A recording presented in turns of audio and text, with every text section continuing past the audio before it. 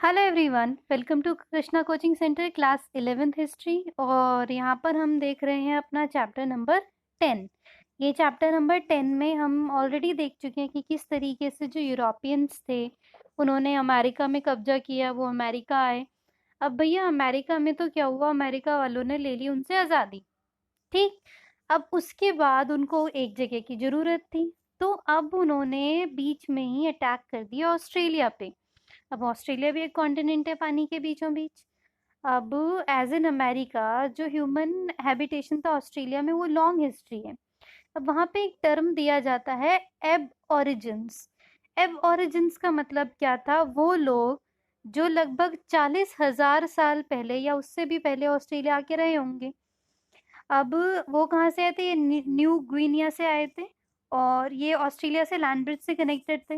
लेकिन ये native tradition में क्या मानते हैं कि ये कभी ऑस्ट्रेलिया आए नहीं थे, ये हमेशा वहीं के ही थे। अब जो पास्ट सेंचुरीज थी उसको ड्रीम टाइम बोला जाता है। ड्रीम टाइम क्यों? क्योंकि यूरोपियंस के लिए ये समय जो था पास्ट और प्रेजेंट के बीच में, ये ब्लर समय था जिसके बीच में वो कुछ पता नहीं कर सकते थे। That's why they called is dream time. अब लेट 18 सेंचुरी में लगभग वहाँ पे 350 से 750 नेटिव कम्युनिटीज थी ऑस्ट्रेलिया के अंदर। सबकी अपनी लैंग्वेज थी।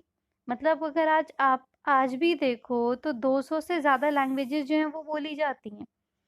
Another large group of indigenous people जो नॉर्थ में रहते हैं उनको टॉरेस स्ट्रेट आइलैंडर्स बोला जाता है। अब एबोरिजिन जो है वो एक तरीके से टर्म जो यूज़ किया जाता है वो उनके लिए नहीं किया जाता जो माइग्रेट हुए हैं। मतलब बेसिकली वो कर रहे हैं कि जो डिफरेंट रेस से बिलोंग कर रहे हैं वो लोग खुद को नहीं कहते बाहर का, बट ये लोग इसे अबोरिजिन ही कहते हैं।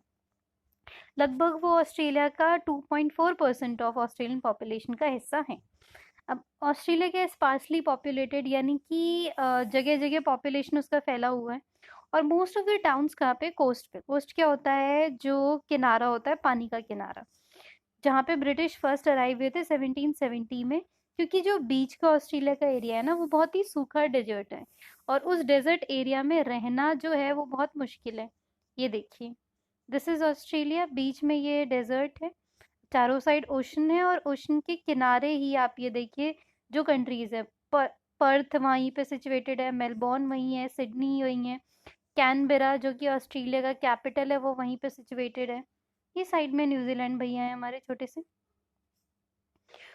जो स्टोरी ऑफ इंटरेक्शन है यूरोपियन सेटलर की और नेटिव पीपल की ऑस्ट्रेलिया में, काफ़ी सिमिलैरिटीज़ है इसमें। ये लगभग 300 साल पहले ये चीज़ें स्टार्ट हुई थी। इनिशियल रिपोर्ट्स क्या कहती है कैप्टन कुक से, क्योंकि कैप्टन कुक ही वहाँ पे पहुँचे थे, कि जो इनकाउंटर हुआ था ना उनका तो बहुत ही एंथुजियास्टिक था, एनर्जेटिक था, फ्रेंडली था, लोगों ने प्यार से बात करी। बट उन सब चीज़ में शार्प रिवर्सल कब आया, जब कैप्टन कुक की हत्या हो जाती है एक नेटिव के द्वारा। वो भी ऑस्ट्रेलिया में नहीं, हवाई में। और हवाई क्या था, अमेरिका की कॉलोनी थी। ऑस्ट्रेलिया से शायद लेना देना नहीं था इसका, लेकिन इस सिंगल इंसिडेंट की वजह से जो ये सारी चीज़ें चेंज हो गई। और उसके बाद यूरोपियंस अपने एक्ट ऑफ वायलेंस को इसी चीज़ से सब्सिक्वेंट करते हैं, इसी चीज़ से वो उसको रिलेट करते हैं कि उन्होंने भी तो हमारे कुक को मारा था, कैप्टन कुक को। सो दैट्स वाई वो अपने आप को सही साबित करने के लिए ये पॉइंट्स का इस्तेमाल करते हैं।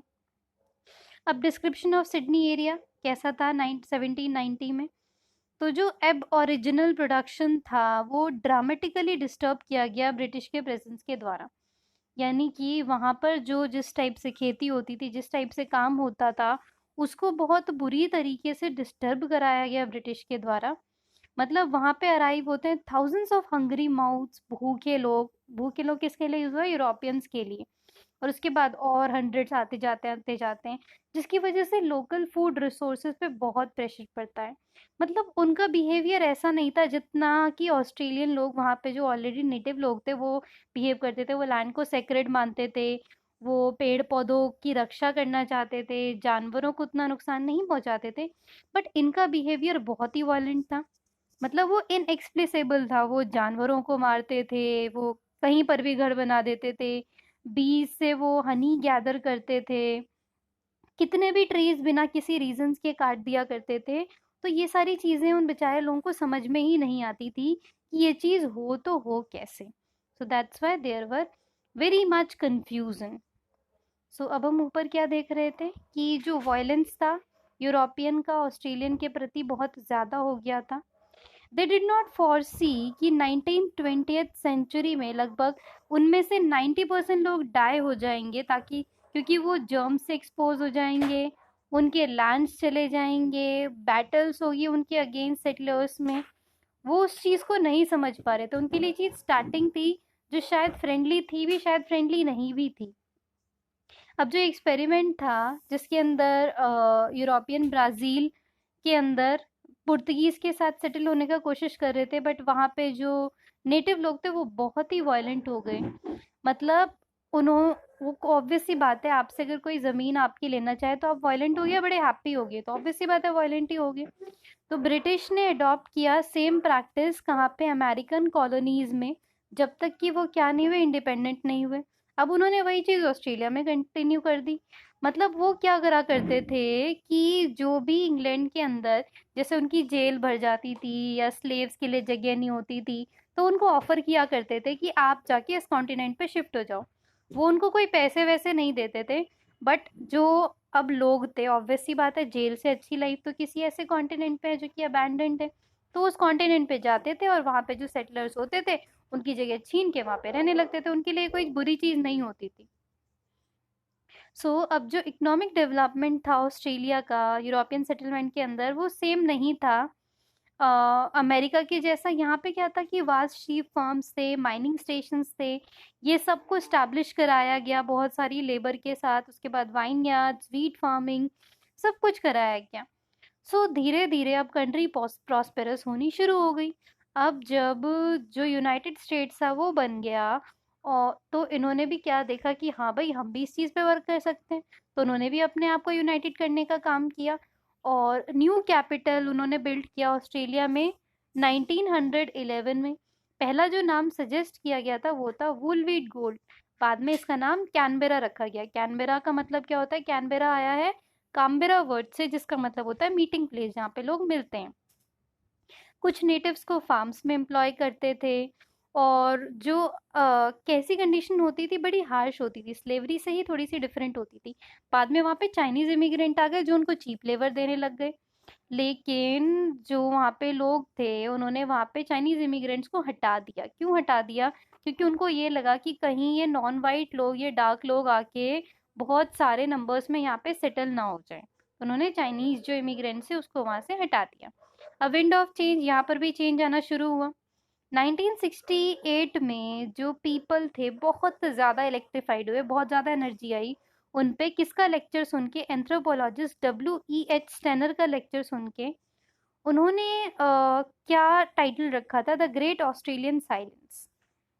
यानी कि आज तक जो ऑस्ट्रेलिया की हिस्ट्री है वो एब ओरिजिन्स के नाम पे साइलेंट क्यों है?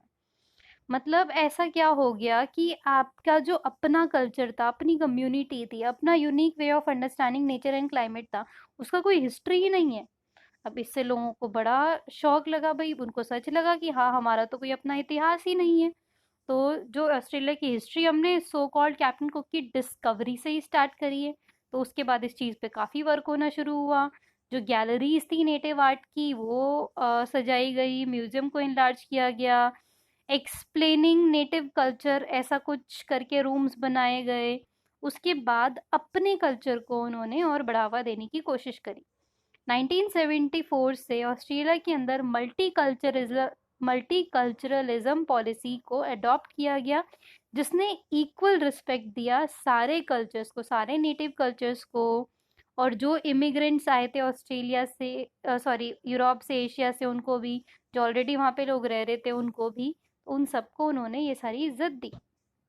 अब 1970 से जो टर्म था ह्यूमन राइट्स, वो बहुत उठना शुरू हो गया था यूनाइटेड नेशंस में। तो ऑस्ट्रेलियन पब्लिक को रियलाइज़ हुआ कि हाँ भाई, हमको भी इस चीज़ पे वर्क करना चाहिए। मतलब उस समय ये बात हुई कि जो लैंड ऑफ ऑस्ट्रेलिया है वो लिखा ही नहीं था कि किसको बिलोंग करता है। बाकी सारी चीज़ें आपने लिख दी यूरोप को बिलोंग करती है, but Australia that time belong to nobody. ये वाली दिक्कत वहाँ पे होनी शुरू हो गई थी। अब बीच में ये देखिए आप, जूडिथ राइट, वे जो जूडिथ राइट है ये ऑस्ट्रेलियन राइटर है, और ऑस्ट्रेलियन के एबोरिजिन्स को राइट दिलाने में इनका बहुत बहुत बहुत बड़ा हाथ था। ये एक पोयम लिखती हैं कि कैथी, मेरी बहन, जिसका दिल टूट चुका है, टॉर्न हो चुका है, मुझे नहीं पता मैं तुम्हारा कैसे धन्यवाद करूं। किस चीज़ के लिए धन्यवाद कि तुमने जो मुझे स्टोरी सुनाई है ना ड्रीम टाइम की, जिसके बारे में हमें कुछ नहीं पता, वो स्टोरीज ऑफ जॉय, खुशी की, दर्द की, जो शायद कहीं पेपर बार्क पे लिखी थी। तुम one of the dark children थी। तुम ऐसी चिल्ड्रन थी जिसके बारे में हमें पता ही नहीं था। मतलब मैं अलाउ नहीं थी तुम्हारे साथ खेलने के लिए, तुम्हारे साथ उठने बैठने के लिए, क्योंकि तुम्हारा कलर रॉन्ग था। काश मैं उसे वाइट कर पाती। मैं बहुत लेट मिली तुमसे, बहुत दूर से, बहुत देर में मैंने तुम्हें जाना। And they had not told me the land I loved was taken out of your hands. ये लाइन बहुत इंपॉर्टेंट है। अंत में वो कहती हैं कि ये सब चीज़ जिसको हम अपना कह रहे थे ना, एक दिन मुझे पता चलता है कि ये तो तुम्हारे हाथों से ही लिया गया है। दैट मीन्स ये यहाँ पे नेटिव लोगों की बात कर रही हैं जिनको बहुत टाइम तक राइट्स ही नहीं मिले थे। अपनी इस पोएम से वो उस चीज़ को बयां करने की कोशिश कर रही हैं। अब बहुत लंबी हिस्ट्री है। बहुत ऑस्ट्रेलिया में ऐसा होता था कि जो चिल्ड्रन होते थे मिक्स्ड ब्लड के, यानी कि यूरोपियन के और जो नेटिव लोग थे उनके, उनको फोर्सेबली कैप्चर कर लिया जाता था। उनके पेरेंट्स से उनको सेपरेट कर दिया जाता था कि ये तो यहाँ से बिलोंग ही नहीं करते हैं।